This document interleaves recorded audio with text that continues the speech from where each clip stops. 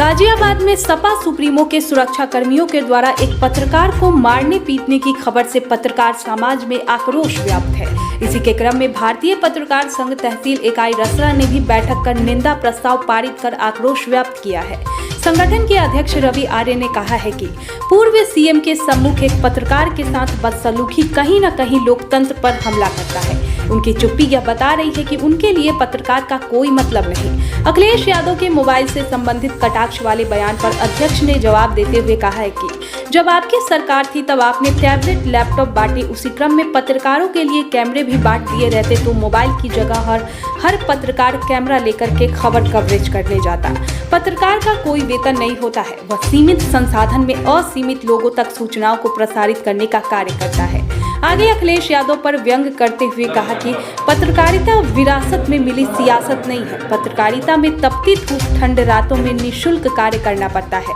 यहाँ एसी और हेलीकॉप्टर की व्यवस्था नहीं होती।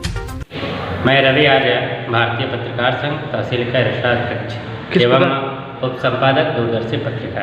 किस प्रकार की बैठक आज यहाँ की गई थी? आज देखिए बैठक हुई है रसड़ा तहसील इकाई के भारतीय पत्रकार संघ के पत्रकारों ने बैठक की है। कल गाजियाबाद में सपा सुप्रीमो माननीय अखिलेश यादव जी के सुरक्षा कर्मियों ने जिस तरीके से पत्रकार खालिद चौधरी के साथ जो बदसलूकी की है उसकी निंदा की गई है। बैठक कर निंदा प्रस्ताव पारित कर उसकी घोर निंदा की गई है कि एक जो पूर्व सीएम रह चुके हैं, उत्तर प्रदेश के देश के सबसे बड़े प्रदेश उत्तर प्रदेश के मुख्यमंत्री रह चुके हैं और वर्तमान समय में चुनाव प्रचार कर रहे हैं, अपने पार्टी का कर रहे हैं, सरकार बनाने के लिए कर रहे हैं और उनके समक्ष एक पत्रकार के साथ उनके सुरक्षाकर्मी जिस तरीके से मारपीट का प्रयास वीडियो वायरल हो रहा है, उस वायरल वीडियो में दिखाया जा रहा है कि पत्रकार के साथ बदसलूकी मारपीट ये कहीं ना कहीं लोकतंत्र पे प्रहार है, ये कहीं ना कहीं पत्रकारिता का दमन है। इसे और क्या कहा जा सकता है? उनके माध्यम से विशेषकर मैं आपके माध्यम से उन्हें बता दूं कि ये विरासत में मिली सियासत नहीं है। अखिलेश यादव जी, ये विरासत में मिली सियासत नहीं है, ये पत्रकारिता है।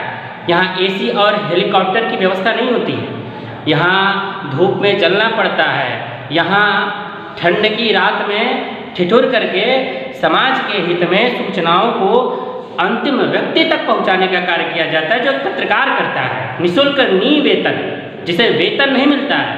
और आपने अपने संयुक्त प्रेस वार्ता में आए और जिन पत्रकारों के पास मोबाइल रहा आपने कह दिया कि मोबाइल वाले पीछे चले जाए, इन्हें कौन देखेगा।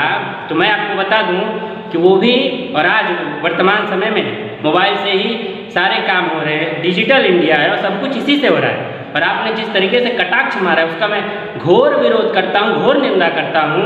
आपकी सरकार रही तो आपने टैबलेट बांटे, आपने लैपटॉप बांटे, क्या आपने पत्रकारों के लिए सोचा? रवि, देखा जा रहा है कि पहले मेरी बात पूरी हो जाने की, क्या आपने पत्रकारों के लिए सोचा? नहीं सोचा। उसी क्रम में पत्रकारों के लिए आपने कैमरे बांटते होते तो आज मोबाइल घर पे रख के वो पत्रकार कैमरे लेकर के आपके प्रेस कॉन्फ्रेंस में आते।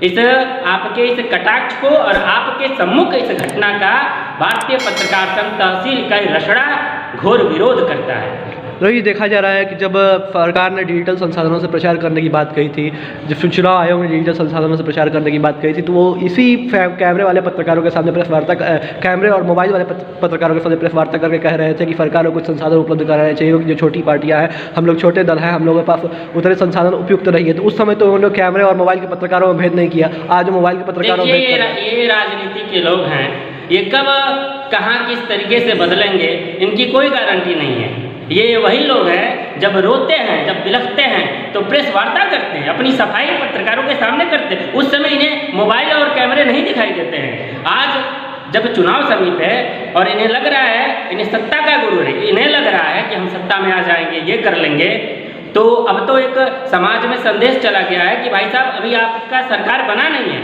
तो ये हाल है। और जिस समय आप सत्ता में आ जाएंगे उस समय न जाने पत्रकारों के साथ क्या होगा और आम जनता के साथ क्या होगा, ये बड़ा चिंता का विषय। एक बार पहले भी देखा गया था कि एक जनपद में पत्रकारों के इनके कार्यकर्ताओं के पास इनके सुरक्षा कर्मियों ने दुर्व्यवहार किया था, आज पत्रकारों के साथ दुर्व्यवहार हुआ। कैसे देख रहे हैं, क्या लोकतंत्र को कुचलने का प्रयास किया जा रहा है? जी, इसे तो साफ शब्दों में कहा जा सकता है।